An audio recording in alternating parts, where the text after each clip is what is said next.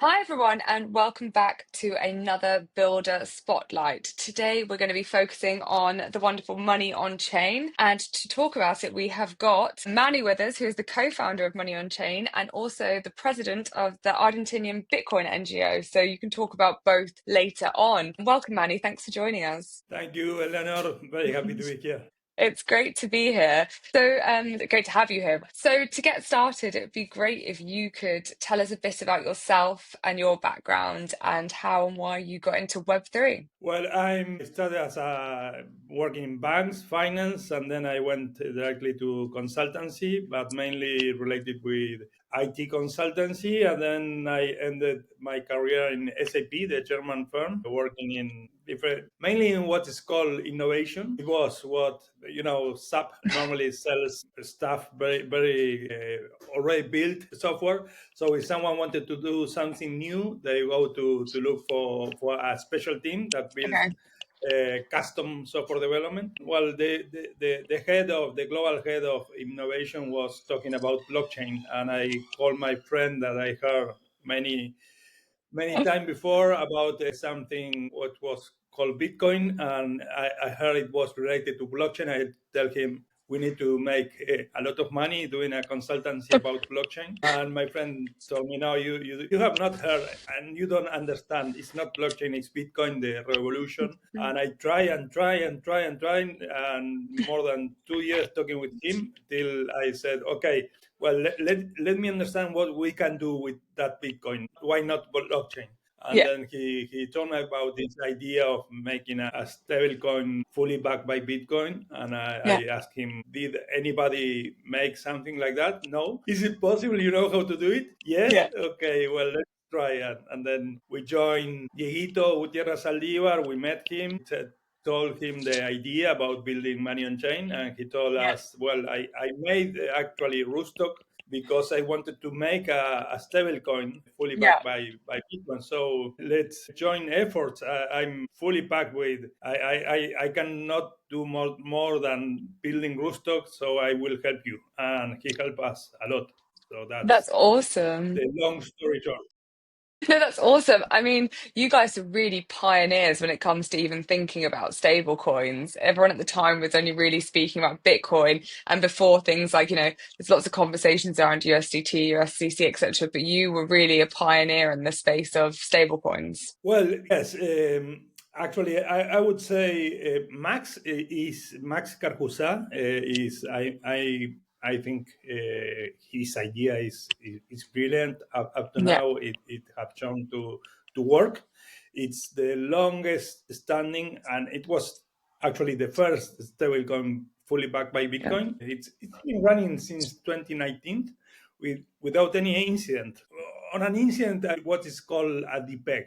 The most important thing when you are willing to use a stablecoin yeah, is that it is stable. Actually, the stablecoin is more peg coin. You want an asset that is pegged to another asset. In this yeah, case, is a token that is pegged to the dollar. The protocol makes that at the smart contract. So if you have $1 million in dollar on chain, you can yeah, redeem it. Or if you have 1 million in Bitcoin and you want to mint dollar on chain, you can do it yeah. instantly. And that could be done by anyone, any not needing to ask Yeah. permission for anyone. So it's No, that's censorship resistant. awesome. It's pretty Bitcoiner in that sense. No, that's very exciting. And so to kind of delve a bit deeper, so it'd be great to understand more about what you're building on Rootstock, which is Money on Chain. So what problem does it solve? Who's it for? Just tell us a bit more about Money on Chain as a whole.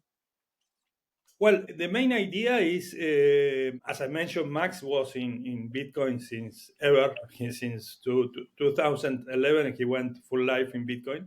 So very early, he saw the need of a stable token, a dollar, a crypto dollar, even before Tether existed. Actually, Yeah. when he was planning to build something like Tether in Argentina, because in Argentina Okay. we had actually still today not so hard, but we always had a problem with access to dollars. Okay. We have access to the black market, but in the regulated market, it was impossible. And so Tether is very useful. Actually, when Tether appeared, he said, okay, well, this fixed this problem. But the problem with Tether is that it's completely centralized. You need to trust Tether Inc. You need to trust that the regulators are not going to go and behind Tether for any reason, and you need to trust Tether not to.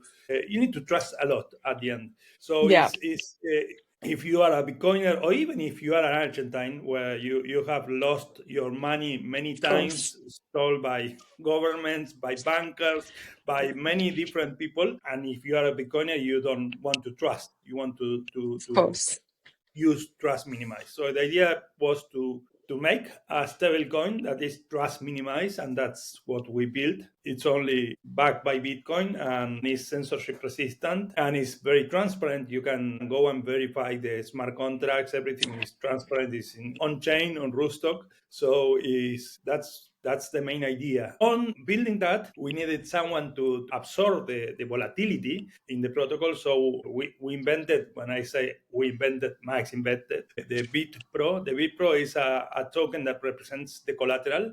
So if anyone wants to provide liquidity to the protocol, they want to put the Bitcoins, and you earn free leverage. You have a leverage, but you don't pay for that leverage. Normally in Bitcoin, for any leverage, you need to pay, because it's good to have a little bit of leverage. And in this case, the leverage is provided by the people who is holding the dollar on chain. So the BPRO is a token that outperformed the dollar on chain for more than 24% in these last 4 years in total. So it's actually much more, because that is not counting the liquidity mining that it has on the third token, that is the governance token.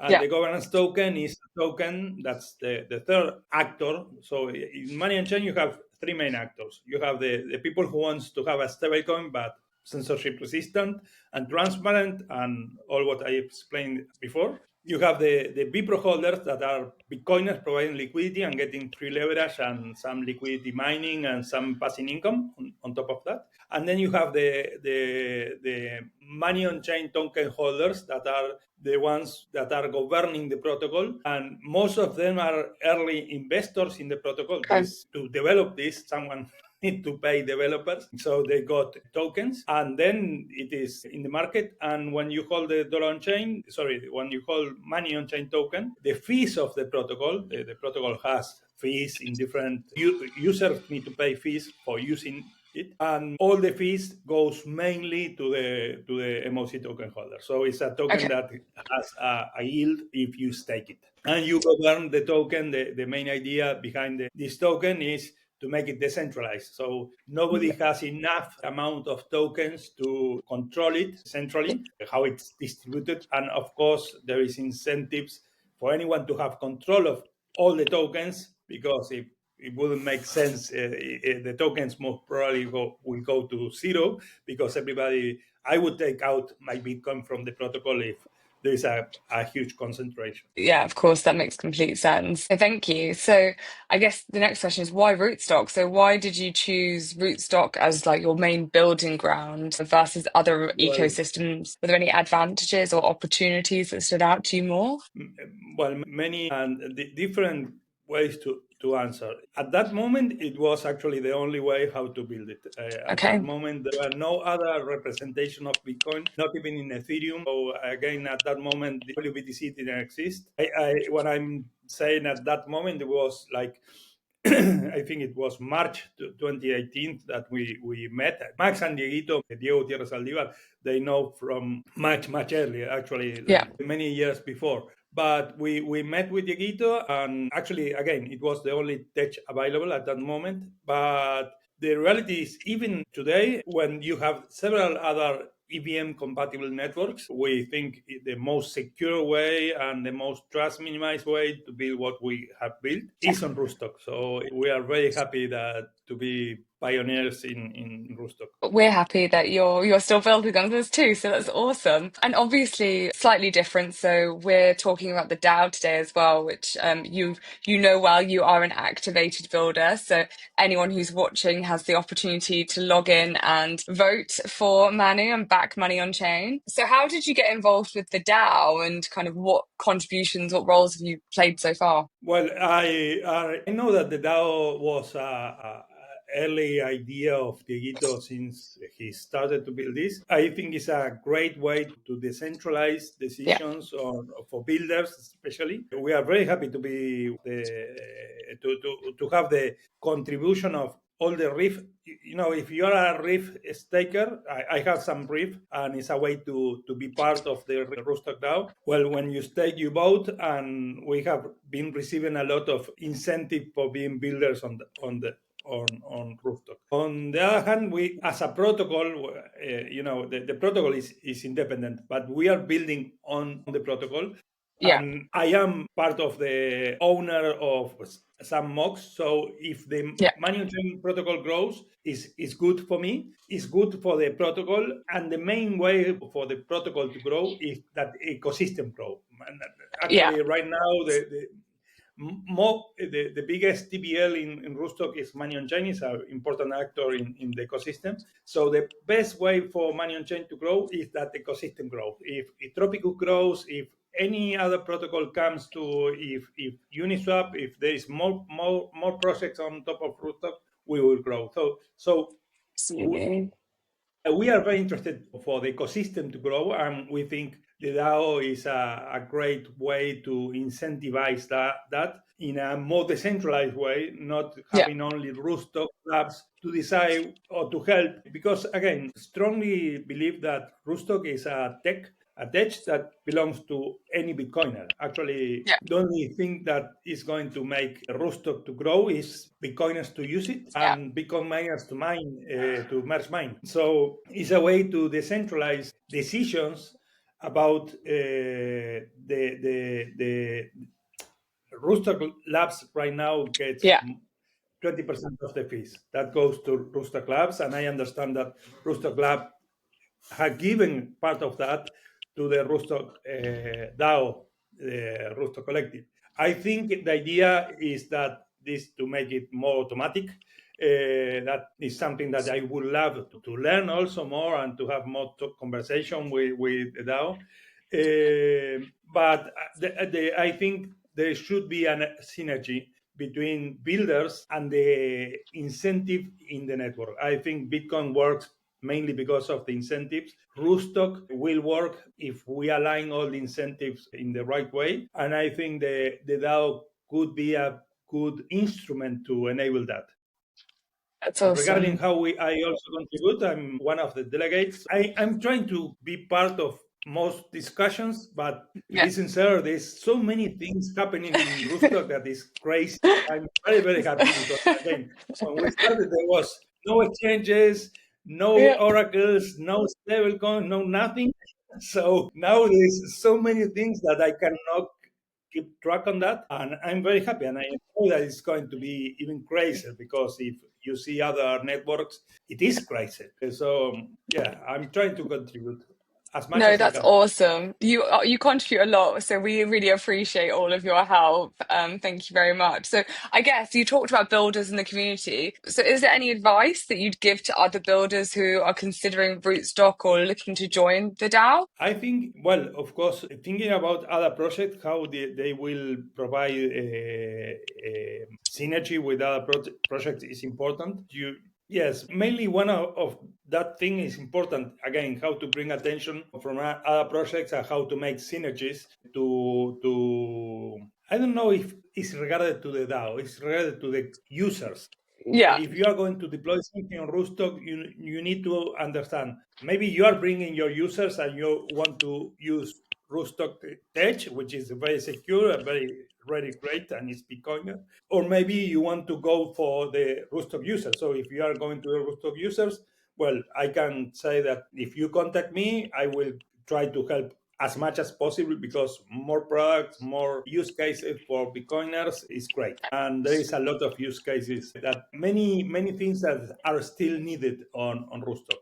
Not so many for the basic things, but there is some things that are needed. So yes, reach out and No, that's we will perfect. try Like, to help. don't overpromise ever. No, that's really helpful. And so I guess for me, looking ahead, so Money on Chain, is there any exciting developments or plans you can talk about? Is there anything that you can share with us today? Well, yes, we are still building a lot. Max is a crazy guy, always with more plans on more things to do in advance. We have Flip Money. Flip Money is a Yeah. multi-peg and multi-collateral protocol that we plan to. We have already deployed on Rootstock. We have not activated because we were improving two things. Okay. Now it's going to be multi-collateral, so we are going to use BitPro and Dollar on Chain as collateral, and it will be multi-peg, so you Right. will be able to have peso Argentine peso tokens, Colombian peg tokens, and probably now we are thinking about Mexican peg tokens, Mexican peso. So this will Nice. enable to Great. do money markets on emerging countries. So this Yeah. enables a lot of possibilities on DeFi, on Bitcoin. And for doing that, also we are improving the oracles. Yeah. So oracles, MoneyOnChain also had built MoneyOnChain oracles. Maybe it's not so Yeah. well known, but MoneyOnChain protocol used these oracles. Actually, Reef on Chain uses these oracles too, and Tropico uses the oracles. Sovereign uses the oracles. Many protocols on top of are using our oracles, and there is a huge improvement on the oracles on that new project. So that's only one of the projects. Well, we're looking forward to seeing all the releases. There's going to be lots of exciting things coming, I'm sure. Yeah, this So is kind of very, very, very exciting. closing note from me. So where can the community, where can people just joining Rootstock, where can they follow you on your journey? Where can they find out more about Money on Chain? Well, regarding Money on Chain, you should go to the moneyonchain.com. There is all the communities. The more active communities on Telegram. If you are more more nerd, you should go to Discord and go to the point. On Telegram, there's more community and Right. talks and everything. But again, it's not only about Money on Chain. There's a lot of protocols and things being that happens on Rootstock. You have Sovereign, you have Tropicus, you should Asami, which is an amazing project. You have Uniswap through Oku, you have SushiSwap. So just join the communities and start using all this tech that now you have available on Bitcoin. So it's great. No, that's awesome. Thank you so much for your time today. I'm sure we will be speaking to each other soon, Manu, because there's lots of other exciting projects that you and I need to discuss. So thanks very much. I look forward to speaking to you soon. Thank you, Eleanor. And I didn't mention, but we are building something, and I think it's important for communities, Bitcoin communities. We are helping from the Bitcoin NGO that you mentioned. I'm now president. In the last months, I've been nominated to be president of the NGO. This is the oldest NGO in Latin America around Bitcoin, more than 300 active users, active Bitcoiners contributing for education. So for example, for the Rootstock Collective, we are asking for a grant to